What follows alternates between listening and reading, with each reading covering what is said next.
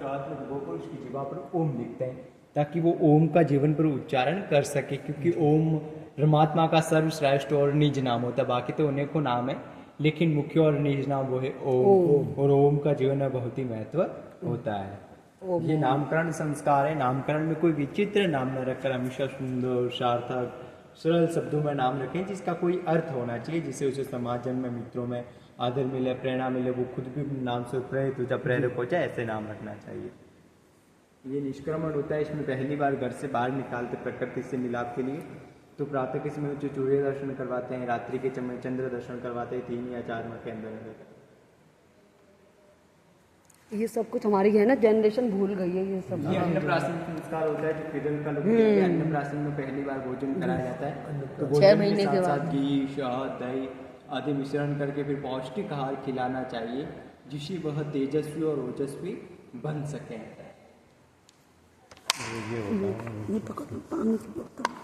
ये चूड़ाकर्म संस्कार है, तो जम्मू कश्मीर का लुक दिया गया है।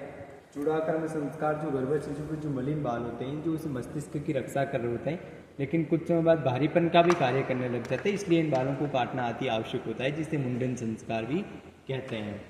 ये कर्णवेद होता है, जिसमें कुछ लोग कान से दबाने का अर्थ आभूषण पहनने से ही लेते हैं, लेकिन आचार्य सुश्रुत जी ने बताया कि कान में एक विशेष नाड़ी होती है।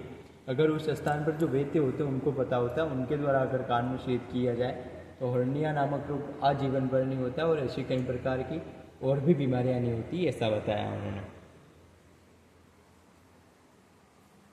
ये उपनयन संस्कार है। उपनयन का अर्थ होता है समीप रह जाना, यानी कि जब बालक बालिका 5 से 8 वर्ष हो जाते हैं, तब उन्हें उच्च शिक्षा की आवश्यकता होती है, तो उन्हें गुरुकुल भेजा जाता है, जहाँ पर बालक और बालिका दोनों का यज्ञोपवीत संस्कार कराया जाता है, जो विद्या का प्रतीक माना है, जिसमें 3 धागे होते हैं जो 3 ऋणों को दर्शाते हैं, देवऋण, ऋषिऋण, पितृऋण। अगर उन ऋणों से होना है तो ज्ञान का अर्जन करना भी आवश्यक होता है। ये वेदारंभ होता है। वेदारंभ में जब वो गुरुकुल में आ जाते हैं तो गुरु उन्हें वेदों का ज्ञान कराते हैं, शारीरिक, मानसिक, आत्मिक और आध्यात्मिक उन्नति से भी परिपूर्ण करते हैं। ये क्षमावर्तन है। क्षमावर्तन में जब शिक्षा पूर्ण हो जाती है तो समान 4 वर्ण बताएं, ब्राह्मण, क्षत्रिय, वैश्य और शूद्र। ये ने कोई जातिगत बताएं, जाति तो केवल एक ही बताया, ईश्वर ने मनुष्य जाति, लेकिन वर्ण 4 बताएं। ये भी इनके कर्म के आधार पर है, योग्यता के अनुसार बताएं। ये विवाह संस्कार है, जो पश्चिम बंगाल की वेशभूषाओं के माध्यम से दिखाया गया। विवाह का उद्देश्य होता है गृहस्थ जीवन में रहते हुए धर्म का पालन करें। पत्नी का पति के प्रति क्या धर्म है, पति का पत्नी के प्रति क्या धर्म है, उन धर्मों की पालना करते हुए उनको गृहस्थ जीवन में रहना चाहिए।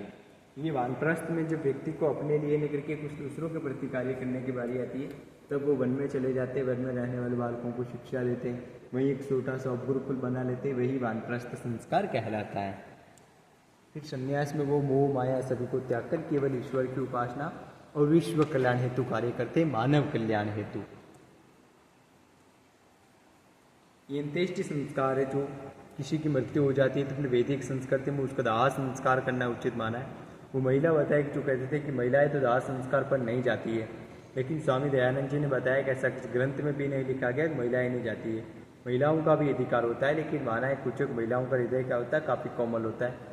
इससे किसी के परिवारजन में मृत्यु होगी तो महिला उस दाह संस्कार के दृश्य को सहन नहीं कर पाती, उनमें इतनी सहन शक्ति नहीं होती, इसके कारण नहीं जाती, बल्कि महिलाओं का भी अधिकार होता है। ये अपनी वैदिक संस्कृति की सोलाई। थैंक यू, धन्यवाद, बहुत बहुत सुंदर, बहुत सुंदर। ओम ओम।